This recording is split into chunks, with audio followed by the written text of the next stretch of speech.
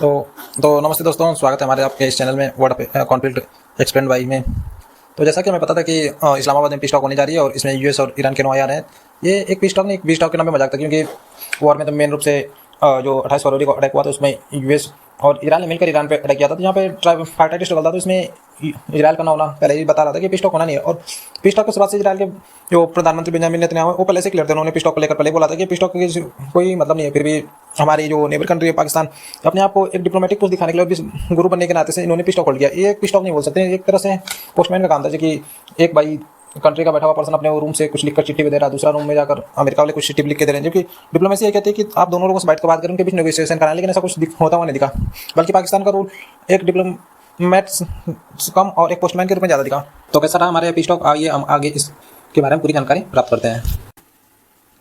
तो जैसा कि हम देखते हैं कि 14 दिन के सीज़फायर के बाद 10 अप्रैल को इस्लामाबाद में पीस टॉक होल्ड किया गया था। और इस पीस टॉक के लिए यूएस और ईरान दोनों के नुमाइंदे आना शुरू कर दिए। यूएस के डेलीगेशन में जेडी वांस जो यूएस वाइस प्रेसिडेंट है, उनके साथ प्रेसिडेंट डोनाल्ड ट्रंप के स्पेशल नुमाइंदे स्टीव विटकॉफ और उनके दामाद जेरेड कुशनर भी आए हुए थे। जबकि ईरान की तरफ साइड से उनके foreign minister Seyed Abbas Araghchi और ईरान के पार्लियामेंट्री स्पीकर मोहम्मद बागी गालिबाफ भी आए हुए थे। और इस पीस टॉक के होस्ट की मेजबानी करने के लिए चुना गया था पाकिस्तान को।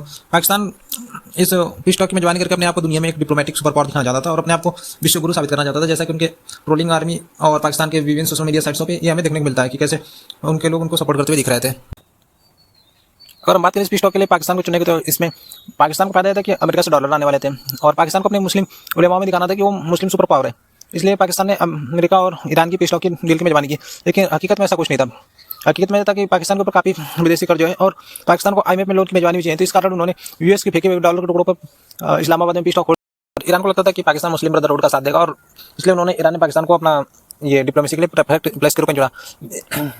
जबकि ईरान के लिए पाकिस्तान ने इसमें पीठ में खंजर घोंपने का काम किया। और ईरान जिस दिन पाकिस्तान में डिप्लोमेसी के लिए आया, उसी दिन ईरान के खिलाफ जाकर पाकिस्तान ने सऊदी अरेबिया में अपने फाइटर जेट्स और बहुत सारे 13,000 करीब सैनिक उतारे ईरान से आने वाली इंटरसेप्टर और बैलिस्टिक मिसाइलों को रोकने के लिए और ईरान से युद्ध लड़ने के लिए, सऊदी अरेबिया की सुरक्षा करने के लिए। और इसी का मौके का फायदा उठाते हुए हमारे जो अमेरिकन राष्ट्रपति डोनाल्ड ट्रंप ने अपने ट्रूथ सोशल पे एक पोस्ट किया जिसमें लिखा था कि हम स्टेट ऑफ हॉर्मुज को ईरान के बिना और ईरान के साथ खोल कर रहेंगे। अगर हम बात करें पीस टॉक की, तो ना तो पीस टॉक यूएस को चाहिए था, ना ईरान को चाहिए था। और इजराइल का स्टैंड पहले क्लियर था। गल्फ नेशन जो इस पीस टॉक में भागीदार होने चाहिए थे, उनका तो कोई रिप्रेजेंटेटिव आया नहीं था। तो आखिर ये पीस टॉक चाहिए किसी को था। तो देखते थे ये पीस टॉक किसी को नहीं चाहिए, एक वाटर ब्रेक था, क्योंकि यूएस ईरान और इजराइल को कंटिन्यू 34 डेज वार करते हुए दोनों के बीच कुछ फटीक आ गया था। तो इस कारण इन्होंने पीस टॉक का डील रखा। आखिर ईरान ने क्यों माना? क्योंकि ईरान की कंटिन्यूस लड़ाई के बाद ईरान की जो बैलिस्टिक मिसाइलें थे और अदर जो उनके इक्विपमेंट्स थे धीरे धीरे खत्म हो रहे थे, तो उनको एक पहुंच चाहिए था। और अमेरिका की बात करें तो दूसरी तरफ से यूएस को एक अपना मैसिव हेडेक था। गल्फ कंट्री में उनके मिलिट्री सेट से काफ़ी बर्बाद हो चुके थे, उनके रडार्स पे अटैक हुए, उनके मिलिट्री टारगेट्स काफ़ी डिस्ट्रॉय हुए और यहाँ तक कि इनका एयरक्राफ्ट कैरियर जो था वो भी गल्फ नेशन के पास नहीं बचा हुआ था। तो यूएस का एक टेम्पररी पहुंच चाहिए था इस युद्ध को रोककर और अपने जो इक्विपमेंट उनका रिपेयर भी करना था। अभी तक तो हमें लगता था कि ये वार यूएस और ईरान के बीच चला है, लेकिन ऐसा नहीं है। ये वार यूएस ईरान के बीच न चल के यूएस और चाइना के बीच चला है। ये एक प्रॉक्सी वार है, क्योंकि चाइना यूएस से डायरेक्ट वार में लड़ नहीं सकता, जिससे उसकी इकॉनमी कोलैप्स कर सकती है। तो चाइना ने अपने यहाँ पे वार लड़ने के लिए ईरान को, इस बार में चाइना को अपने मेजर इक्विपमेंट्स का ट्रायल भी हो गया और अपने इक्विपमेंट्स को प्रमोट करने के लिए उसके पास डिफरेंट टाइम के टाइप्स के वीडियोज और रिपोर्ट भी मिल गई। चाइना ने अपने रडार सपोर्ट से यूएस के काफ़ी नेवल एसेट्स और उनके एयरफोर्स सपोर्ट को काफ़ी हद तक डिस्ट्रॉय किया और उनके आर्मी के जो पर्सनल जो प्लेसेस थे वहाँ पे काफ़ी अटैक करके उनको काफ़ी डैमेज बनाया।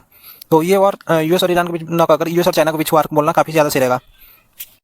आखिर ये 21 घंटे चले पीस टॉक के समाप्त होने के बाद अमेरिका के वाइस प्रेसिडेंट जेडी वांस ने कहा कि हम एक डील चाहते थे, लेकिन अमेरिका और ईरान के बीच डील हो नहीं सकी और इसका पूरा क्रेडिट ईरान को जाता है। हमने अपनी साइड से पूरा कोशिश किया और इस डील से हमें कोई नुकसान नहीं है और अब ईरान आने वाले समय को भुगतने के लिए तैयार है।